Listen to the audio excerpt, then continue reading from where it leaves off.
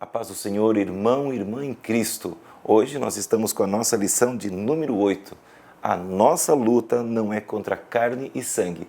E se não é contra carne e sangue, é contra quem, afinal, que devemos lutar? É o que nós vamos ver daqui a pouquinho. Um abraço.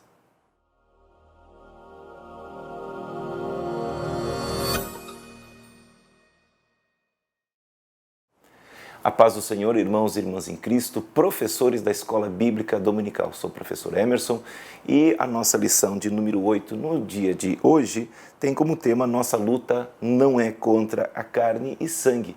E aqui no nosso canal, a nossa ideia central é que você que é professor, você que é aluno também, não é? Porque falamos a muitos alunos aqui no Brasil, mas especialmente os professores, é que nós possamos dar mais subsídios e especialmente passagens bíblicas para que você possa enriquecer a sua aula. Portanto, nós vamos trazer dentro da nossa aula exatamente isso, passagens bíblicas, explicações que podem fazer com que a sua aula seja melhor ainda. Então, nós já vamos aqui para o nosso texto áureo, que se encontra lá em 2 Coríntios 10 e 4. Hoje, Paulo está falando para nós, e ele diz assim como está ali na sua lição: porque as armas da nossa milícia não são carnais, mas sim poderosas em Deus para a destruição das fortalezas. E é curioso que quando nós lembramos desta ideia de fortaleza, nós já lembramos algum lugar que é protegido e para a guerra. Lembre também aos seus alunos, uma confusão normal que eles podem talvez fazer é que existem os castelos e existem os palácios. Os castelos são as fortalezas, o lugar que há soldados e é um lugar de batalha. O palácio era o lugar onde os reis e rainhas ficavam, onde não havia tanto perigo. Portanto, nós vamos trabalhar com essa ideia neste dia. A primeira palavra que eu queria trazer para vocês está exatamente na nossa leitura bíblica em classe, que vai dizer em Efésios 6, 10 e 2, especialmente no versículo de número 11, diz assim: revesti-vos de toda a armadura de Deus, para que possais estar firmes contra as astutas ciladas do diabo. Você pode sublinhar a palavra cilada? Quem sabe você pode usar ali na sua aula essa expressão cilada. Será que aparece outras vezes na nossa Bíblia? Está aparecendo ali agora na sua tela exatamente Deuteronômio 7 e 16. Colocamos aqui no ladinho a palavra cilada e você tem esta expressão que diz assim: e não servirás a seus deuses, pois isto te será por laço. Quando nós falamos em laço, falamos em cilada. Pode voltar para cá? Então, a Bíblia já contempla exatamente isso. Cuidado! Há ciladas no meio do caminho, há laços no meio do caminho. Servir a outros deuses é uma cilada. Você sabe que nós nunca servimos a dois deuses. Ou nós servimos a Deus ou servimos a Mamon. É a explicação também que nós vemos na Bíblia. Uma outra expressão bíblica para nós pensarmos em cilada está aparecendo nesse instante para você. Está lá em 1 Timóteo 6 e 9. Mas os que querem ser ricos caem em tentação e em laço, e em muitas concupiscências loucas e nocivas que submergem os homens na perdição e na ruína. 1 Timóteo 6 e 9. Então, pode voltar para cá. Veja, novamente, a questão da cilada é algo que nós devemos ter os nossos olhos espirituais bastante abertos para todos os dias da nossa vida. Fale isso com os seus alunos. As ciladas, elas estão em todos os lugares. Portanto, está aí uma coisa importante para você se referir com os seus alunos. A nossa introdução fala exatamente sobre isso. Ele diz assim, que Paulo nos ensina a importância de conhecer as astutas ciladas do nosso inimigo. O diabo já perdeu a peleja, mas continua fazendo estrago nesse período entre o início e o final da jornada da igreja. O diabo não brinca de ser diabo e o crente não deve brincar jamais de ser crente. Ele já perdeu a sua luta, mas ele continua armando as ciladas. o diabo, o nosso inimigo, ele nos odeia. Ele nos odeia porque nós temos uma família e é algo que ele perdeu quando ele é destituído da sua glória e Lúcifer torna-se Satanás. Nós já entendemos que ele perde esta graça de viver em família. Bem, e no número 1, aqui no nosso tópico de número 1, ele diz assim, a inclusão do tema no final da epístola. E vai ser colocado ali para você uma expressão que quer dizer no demais. Você pode dar uma olhadinha agora? A expressão é no demais. Quando nós falamos sobre a expressão no demais, já apareceu para você a palavra coesão. A palavra coesão é exatamente isso, conexão, ligação, harmonia entre os elementos de um texto. São palavras de transição responsáveis pela coesão do texto e elas estabelecem uma inter-relação entre os enunciados. São preposições, conjunções, alguns advérbios, especialmente locuções adverbiais. Então volta aqui para mim. Mas por que eu estou mostrando isso para você? Porque é importante você mostrar que em todo o texto bíblico, vários parágrafos vão aparecer, eles iniciam exatamente com o que nós chamamos de elementos coesivos. E esses elementos coesivos, professor, servem para ligar as ideias anteriores a uma nova ideia, e elas sempre têm esta ideia, para dar uma harmonia ao texto. Agora veja bem, a nossa lição de hoje diz assim, que essa expressão no demais aparece traduzida como quanto ao mais em algumas outras traduções e como em Gálatas também, desde agora. Ele faz uma pergunta, que diferença isto faz? E no caso do verso 10, a ideia é que daqui para frente o conflito contra o reino das trevas será contínuo até o retorno de Cristo. Então é exatamente essa ideia. Quando Paulo está usando no demais, ele usa um elemento coesivo. Se você tiver na aula, de repente, alguém que conhece também, né, das questões da língua portuguesa, ele pode dizer, não, aqui está dizendo apenas, está fazendo uma ligação. Não, mas o texto bíblico paulino, ele quer dizer que de agora em diante, até a volta de Cristo, nós continuamos com esta batalha espiritual. E se você puder agora, dê uma olhadinha no que vai aparecer no seu vídeo. Está aparecendo agora no seu vídeo exatamente a expressão voz passiva. Voz passiva é uma construção sintática em que o objeto direto passa a ocupar a posição de sujeito, ou seja, é a maneira de como o verbo se expressa em relação ao sujeito, que no caso da passiva, ele sofre a ação. Então é simplesmente o sujeito da frase quando ele sofre a ação.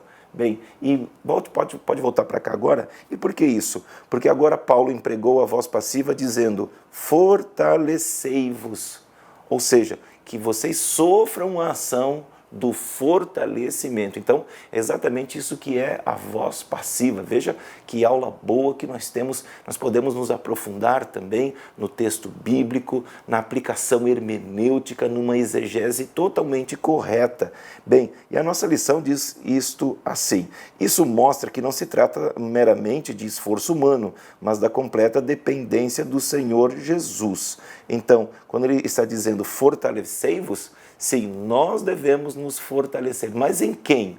No Senhor e na força do seu poder. Portanto, nós devemos nos fortalecer, portanto, temos essa voz passiva, mas em quem? No Senhor Jesus.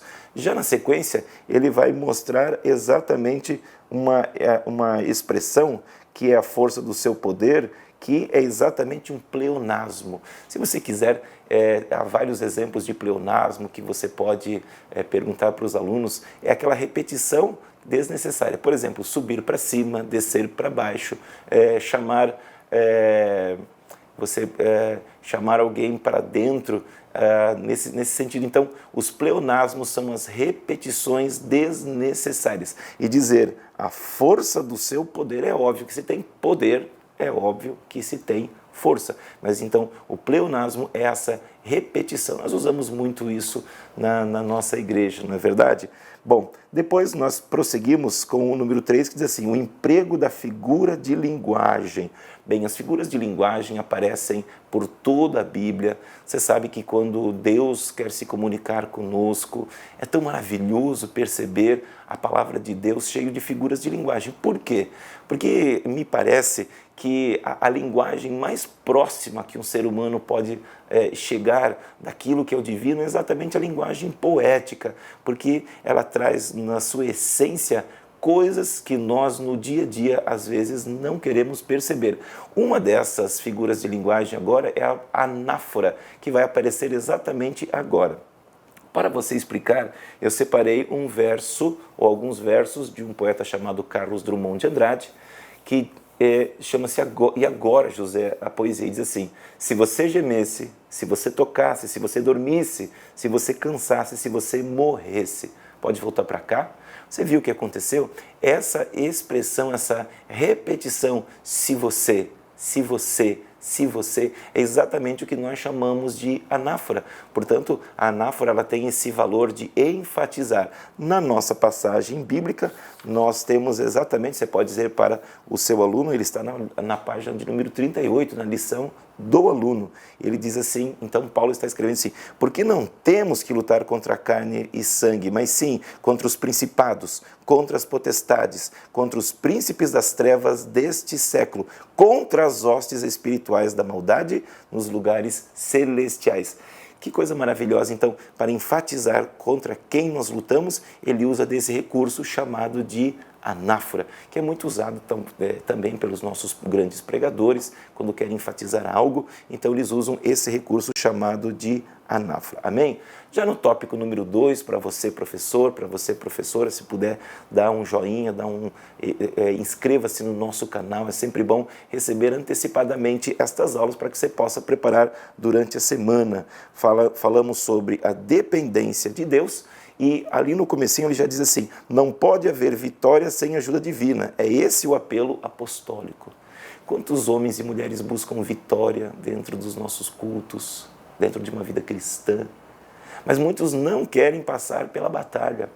Se nós temos vitória é porque nós já tivemos uma batalha anterior, mas a nossa vitória vem em Cristo Jesus. Essa é uma das grandes diferenças na vida do crente. Depois nós temos que somente pelo poder de Deus, ali no número 1, e que afirma exatamente isso. Nenhum ser humano tem condições de sozinho enfrentar os demônios e sair vitorioso, porque a nossa luta não é contra carne nem sangue, é sim contra as potestades, e nós sabemos que são estes demônios. O número 2 diz assim, o revestimento da completa armadura de Deus, e ela vai afirmar que o verbo revestir é o mesmo que a Septuaginta usa para descrever o revestimento de Gideão pelo Espírito Santo. E aí nós temos também a palavra metáfora. Metáfora, toda a armadura de Deus, significa que devemos usar os recursos espirituais que Deus nos dá.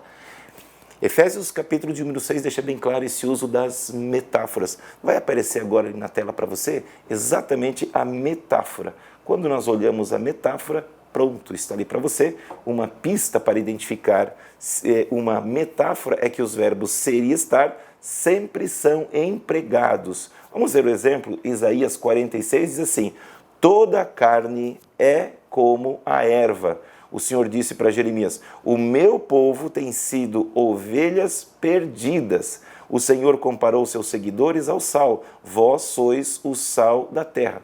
Pode voltar para cá? Então você veja, a metáfora tem essa ideia de ser um símbolo, uma imagem criada, que necessariamente não significa que a pessoa é isto. O verbo ser e o verbo estar. Quando o Senhor Jesus diz, vós sois o sal da terra, não quer dizer, obviamente, que nós somos sal, nós somos seres humanos, nós somos criaturas de Deus, mas para que nós possamos compreender melhor, ele usa então de uma metáfora. Então veja que aula de língua portuguesa você está dando para os seus alunos também hoje de manhã na Escola Bíblica Dominical. Vamos prosseguir? E ele diz assim no número 3, os métodos do diabo. Eu quero chamar a sua atenção, que está se preparando para essa aula, exatamente no finalzinho, quando diz assim, o conhecimento da força do maligno é uma poderosa arma, tanto para o ataque quanto para a defesa. A palavra em destaque agora é conhecimento, sabedoria. Você sabe que a palavra sabedoria tem essa raiz que vem da palavra sapore. A palavra sapore, em língua latina, tem exatamente o significado saber e sabor. Portanto, quem tem saber, tem sabor. Quem tem sabor na vida é porque tem saber. Que coisa maravilhosa nós entendermos um pouco mais da palavra de Deus, não é mesmo? Mas vai aparecer ali para você passagens bíblicas que falam sobre conhecimento. Você está olhando já? Bom, já apareceu aqui para todos nós a palavra conhecimento destacada aqui no nosso lado, aqui nesse nosso post-it, Provérbios 2, 10 e 11, que diz assim: pois quando a sabedoria entrar no teu coração e o conhecimento for agradável à tua alma, o bom siso te guardará e a inteligência te conservará. Portanto, quando entrar no teu coração a sabedoria e o conhecimento, e esse conhecimento for agradável à tua alma, olha o que vai acontecer. O teu juízo, ou seja, o bom siso, te guardará e a inteligência te conservará. Que coisa maravilhosa, pode voltar para cá. Como é bom nós conhecermos a palavra de Deus. Portanto, o nosso siso, ou seja, o nosso juízo, por daí que nós temos a palavra dente do siso, ou seja, um dente que aparece exatamente na fase adulta, ou seja, o juízo. Quem tem conhecimento bíblico, obviamente que vai ter mais juízo na sua cabeça. Extraordinário isso, né? Chegamos já no tópico de número 3, que diz assim: contra os poderes das trevas. Falando sobre os poderes das trevas, nós temos a palavra carne. O apóstolo começa apresentando a luta interna do cristão, porque não temos que lutar contra carne e sangue. Bem, o nosso comentarista deixa a primeira carta de Paulo aos Coríntios, no capítulo 15 e 50, também para mostrar e para embelezar mais ainda essa aula. Vai aparecer agora para você exatamente esta passagem. Vamos analisá-la rapidamente? E agora digo isto, irmãos, que a carne e o sangue não podem herdar o reino de Deus, nem a corrupção herdar a incorrupção. Pode voltar para cá? Então, Paulo está explicando aqui que há um mistério que vai acontecer, porque nossos corpos serão ressuscitados em glória. E ele vai dizer exatamente que a carne e o sangue não podem herdar o reino de Deus, assim como nem a corrupção pode herdar a incorrupção. É maravilhoso entender que Paulo deixa bastante claro o que acontece, esse mistério, quem sabe você pode ler ali na sequência de 1 Coríntios capítulo 15, depois do versículo 51, que ele está falando sobre a questão da carne. Bem, no número 2 do nosso tópico último, aqui número 3, ele diz assim, a respeito dos principados. Os principados como arcai, em grego, cuja ideia é primazia no poder, as potestades, exousiai, denotam liberdade para agir. Nós vamos colocar aqui na tela para você pensar aqui conosco, para trazer para a sua aula uma outra expressão. Veja, eu gostaria que você chegasse já, quando nós falamos ali no número 3, está aparecendo a palavra hoste. A palavra hostes, os dominadores deste mundo tenebroso no número 3, que vai dizer o seguinte, as hostes, ali no finalzinho, o uso plural mostra que Paulo não está se referindo ao próprio Satanás, mas às hostes dominantes do mundo das trevas. Hebreus 12 e 22 está ali para nós analisarmos agora. Mas chegastes ao monte Sião, e à cidade do Deus vivo, a Jerusalém celestial e aos muitos milhares de anjos. Mas olha para o lado e veja o que está escrito sobre hoste. É o que denota inimizade ou rivalidade. Quem é inimigo, adversário, é um substantivo feminino, grande reunião de soldados armados, exército, aquilo que está ali na sua sequência. Pode voltar para cá? Muito bem. Então o que nós vimos agora? Quando falarmos sobre hostes, existem evidentemente as hostes infernais. A palavra hoste para nós, uma palavra bastante arcaica, não é? Mas nós que estudamos o texto bíblico, vemos ela quase todos os dias e nos referimos isso nos nossos cultos, nos nossos ensinamentos. Ela tem um sentido extremamente negativo, mas também é usada em algumas traduções como algo positivo, especialmente quando vai falar sobre hostes de anjos. Na expressão que nós acabamos de ler, a tradução preferida foi exatamente muitos milhares de anjos. Então você pode mostrar isso para os seus alunos, depende, peça para ele como a Bíblia dele vai trazer ali essa passagem de Hebreus, para que você possa fazer esse contraponto. A palavra hoste também tem essa ideia positiva, dependendo da interpretação e, obviamente, dependendo do momento, especialmente quando Paulo está escrevendo. Amém, meus irmãos? Com isso, nós chegamos no final de mais uma aula, mas antes eu gostaria de deixar para você um hino que me chama muito a atenção, e o hino, eu anotei aqui, o hino 310, que diz assim: avante eu vou. O texto vai dizer assim: Jesus, meu Salvador, ao céu me levará, e do destruído o corpo esmagará, e do destruidor. Ao caro Redentor, fiel aqui serei, a ele com fervor somente seguirei. Avante eu vou, avante eu vou. Quem sabe você, para finalizar a sua aula, possa mostrar uma grande diferença entre nós cristãos e outras supostas religiões, como por exemplo o islamismo. E os ateus, eles precisam entender que nós estamos lutando, não para forçar quem não crê ainda em Jesus Cristo.